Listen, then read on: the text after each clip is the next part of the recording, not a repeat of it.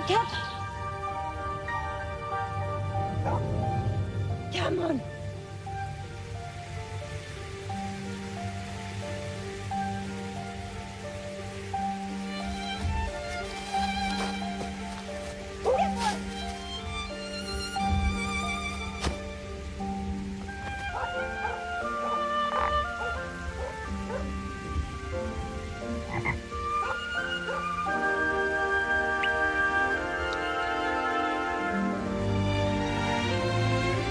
Come along, Cap.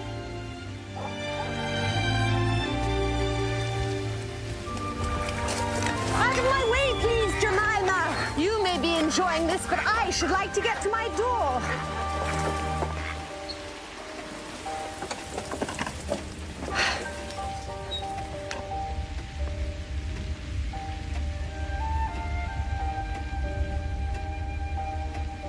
Ah, Peter.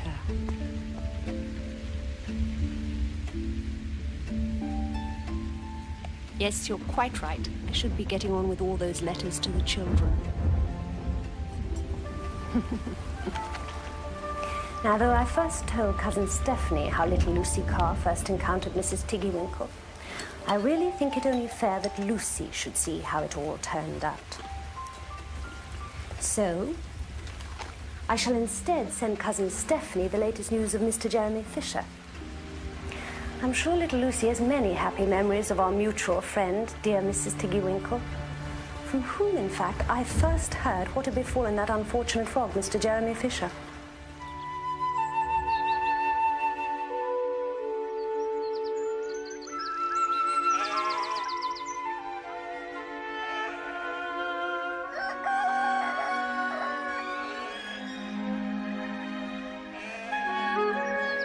Once upon a time, there was a little girl called Lucy, who lived at a farm called Littletown. She was a good little girl, only she was always losing her handkerchiefs. Oh, where is it? It's not in this pocket. Definitely gone. I've lost my pocket handkin. That's 3 handkins and a pinafore. Oh, dear. Have you seen them, Tabby Kitten?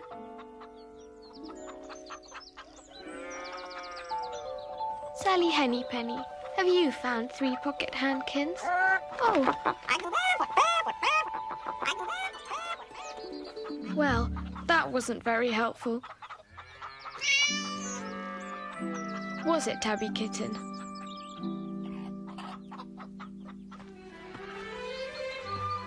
Not in here.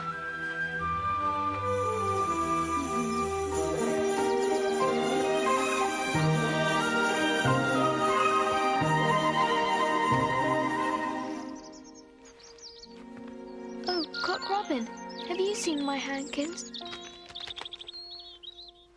Oh, where can they be? I walked down here the other day with Miss Potter. Perhaps if I go the same way, they must be along here somewhere.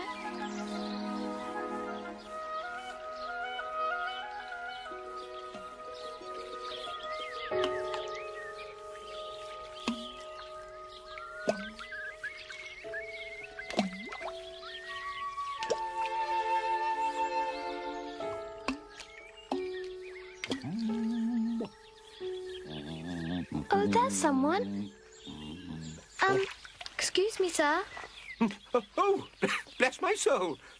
Have you seen my pocket handkins? Or even a pinafore? Afraid not, young lady.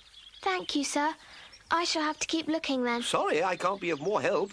Eh, what? Mamma is not going to be pleased. Well, best of luck, my dear. Goodbye. Whatever would I be doing with pocket Oh, handkins? bother. La, la, la, la, la, la, la, la.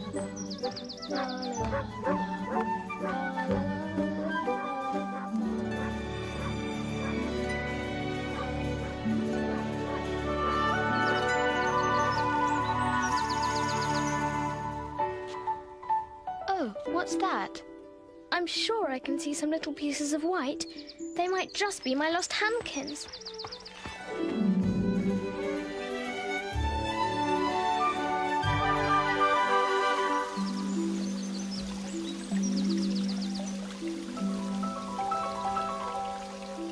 goodness! Who could have put such a tiny bucket there? It's no bigger than an egg cup.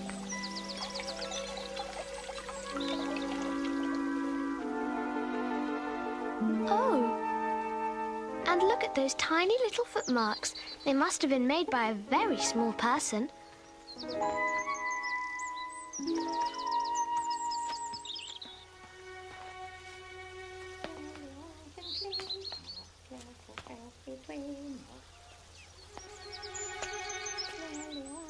Oh.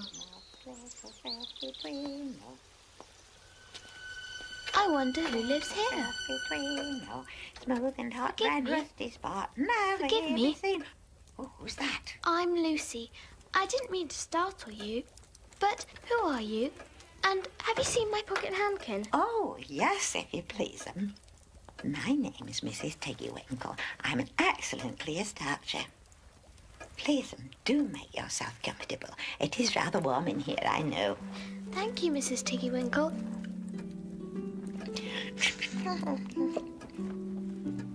What's that thing? That's not my pocket handkin. Oh, no, if you please. That's a little scarlet waistcoat belonging to Cock Robin. No, that isn't my penny. Oh, no, if you please. That's a damask tablecloth belonging to Jenny Wren. Look how it's stained with currant wine. It's very bad to wash. There's one of my pocket handkins. And look, there's my penny. There. Fancy that. They were there all the time. Well, I knew I'd got them somewhere. I'll just put the iron over them and goffer them. Oh, thank you, Come Mrs. up Tiggy lovely, Winkle. they will. Now, where did I leave my goffering? Now, who could that possibly belong to? That's Sir Isaac Newton's. Not that your mamma would wish me to be discussing gentlemen's attire with you, if you please. There. Oh, that is lovely. Another of my specialities, if you please. Now then, just give me a moment. Goodness, what are they? They seem to have fingers instead of feet. Or perhaps they are gloves. Oh, that's a pair of stockings belonging to Sally Hennypenny. Stockings? Look how she's worn the heels out scratching in the yard. She'll very soon go barefoot. Why, there's another handkerchief, but it isn't mine. It's red. Oh, that one belongs to old Mrs. Rabbit, and it did so smell of onions, I've had to wash it separately. What are these dear, soft, fluffy things? Oh, those are woolly coats belonging to the little lambs at Skelgill. Do their jackets take off? Oh, yes, if you please 'em. Look at the sheep mark on the yes. shoulder. This one's marked for Geesgaff, and 3 that come from Littletown. And what are you doing now? I always has to starch these little dicky shirt fronts. They're Tom Titmouse's and he's most terrible particular. How smart. There. Now I finished my ironing. I'll just hang these up to air. And I'd take it very kindly if you would hand the things up to me. Of course. Thank you, my dear. Dear me, what happened to this? Now there's a story. As I heard tell, young Master Peter had a narrow escape from Mr. McGregor's garden. Help! Mr. McGregor! Stop, thief! Come back here, you wee pest!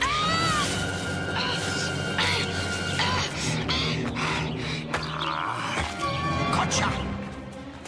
Lucky to get out with his skin by all accounts, Stop but the thief! jacket was left behind, and what with the rain and all. Well, I does my best. Look, even the buttons are gone. Great. Then Mrs. Tiggy Winkle and Lucy sat down to take some tea. And the last I heard, All he's through not Mrs. doing Tiggy that Winkle's gown and cap there were hairpins sticking wrong end yet. out, Not going to in mine. so that Lucy didn't like to sit too near her. I wasn't expecting a visitor this afternoon. Now, I always slip the key under here and we'll be off. There.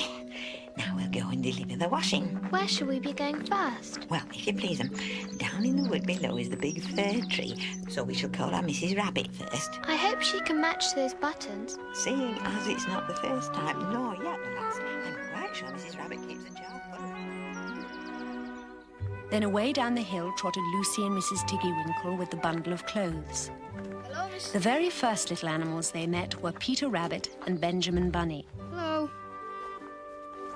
Tell you, Mamma, Thank you, I've Mrs. done my Tiggy very Winkle. best with the jacket, but as you can you. see... I will, Mrs. Tiggy Winkle. And all the little animals and birds were so very much obliged to dear Mrs. Tiggy Winkle. So at the bottom of the hill there was nothing left to carry except one little bundle. And that belonged to Mr. Jeremy Fisher.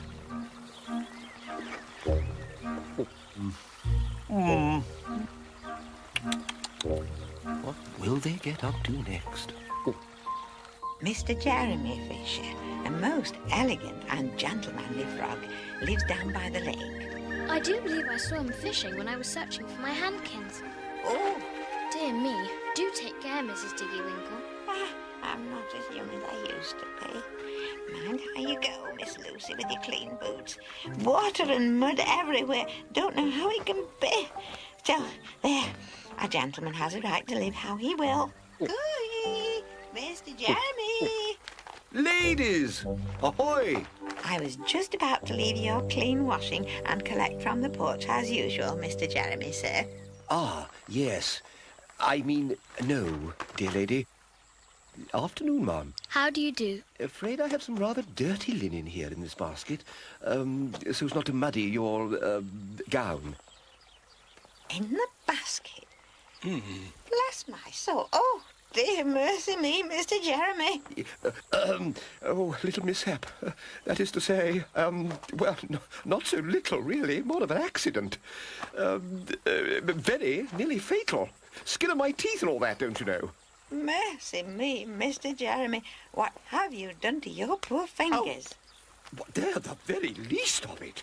Oh, Mr. Jeremy. Much worse happened than a few scratched fingers, I assure you. A really frightful thing it would have been had I not been wearing my mackintosh. It's a tale that hardly bears telling. In fact, I still feel a little faint at the recollection. And yet the day had started so well. But let me start from the beginning.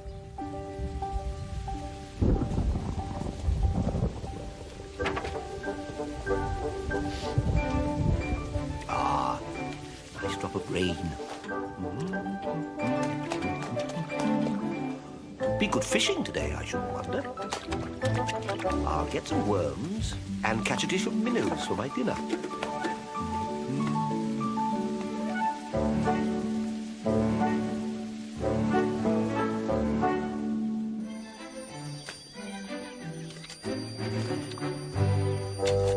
If I catch more than 5 fish, I'll invite my friends Mr. Alderman Ptolemy and Sir Isaac Newton. The alderman, however, eats salad. Now then, Mackintosh, galoshes. Now, where did I leave? Thought as much. Sandwiches.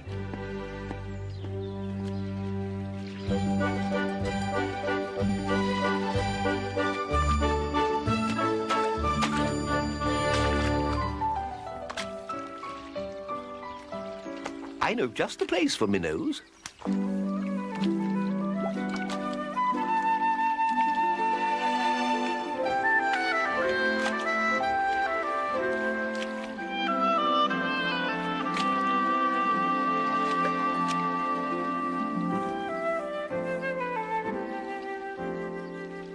Mr. Jeremy settled himself cross-legged and arranged his fishing tackle.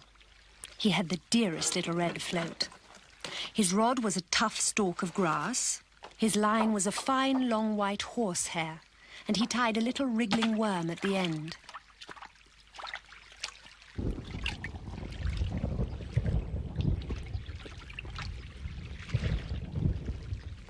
The rain trickled down his back. And for nearly an hour, he stared at the float.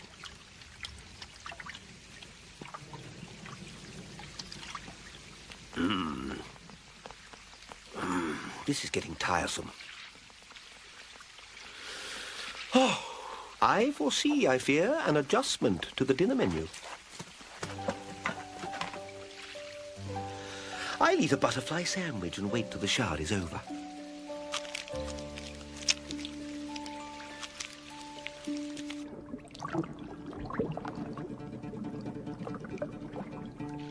If I could recall exactly what provisions I have in my larder...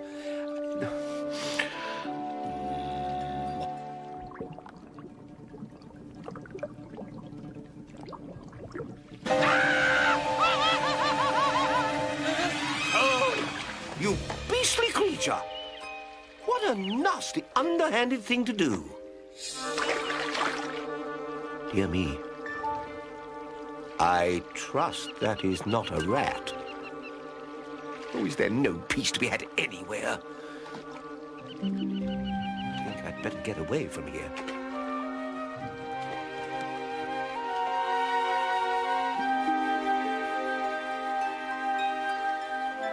There's someone. Excuse me, sir. Oh, bless my soul. Have you seen my pocket handkins? Or even a pinafore? Afraid not, young lady. Oh, well. Sorry, I can't be of more help. Eh, what? Mamma is not going to be pleased. Goodbye. Whatever next? Dear me. Whatever would I be doing with pocket handkins? And pinafores, indeed.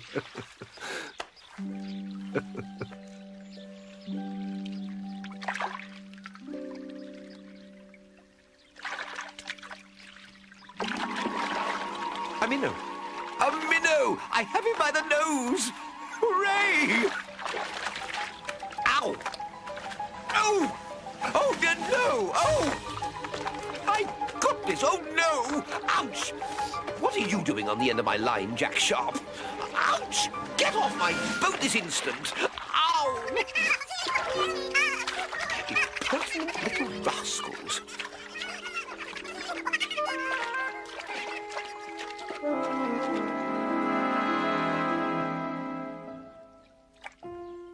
Oh, what to do?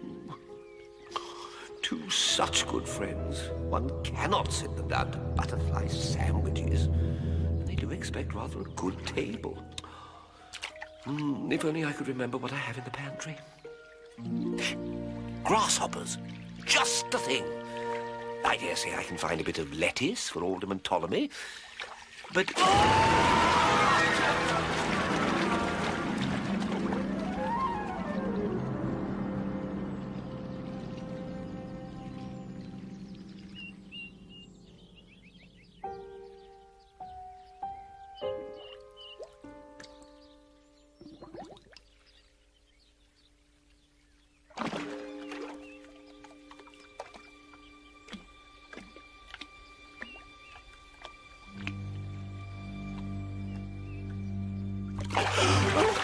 Never, never have I been so glad to see the light of day. Never has the air smelled so sweet. Oh, what a mercy that was not a pike. Oh, my favourite rod, my basket, my only pair of galoshes. Gone. All gone. Oh.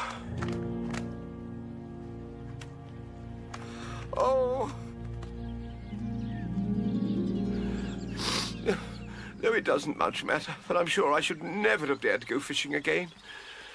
Just look at my best mackintosh. All in tatters. Oh, mercy me. It was a nightmare. I assure you, truly frightful. Ahoy! Oh, Miss Lucy, here are Mr. Fisher's guests. We must be on our way. I'll do my best with your things, sir, but I can't promise they'll come up like new. Thank you, Mrs. Tiggy Winkle. know I can rely on you, Ma'am.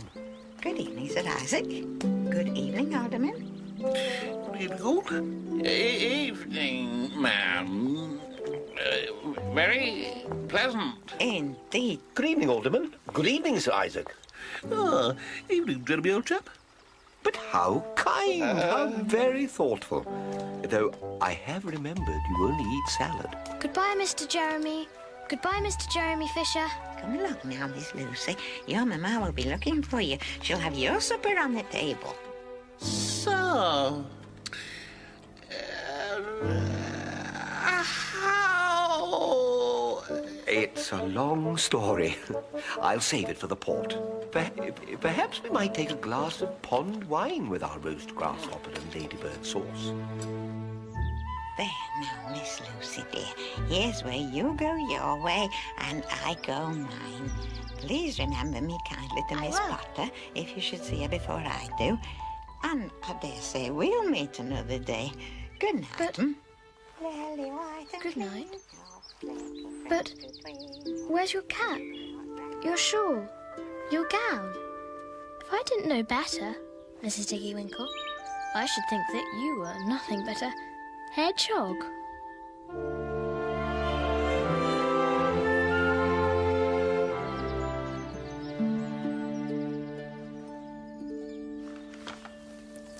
But then how could she have found 3 clean pocket handkins and a penny pinned with a silver safety pin? And besides, I've seen the little door into the back of the hill. And besides, I am well acquainted with Mrs. Tiggy Winkle, as you very well know.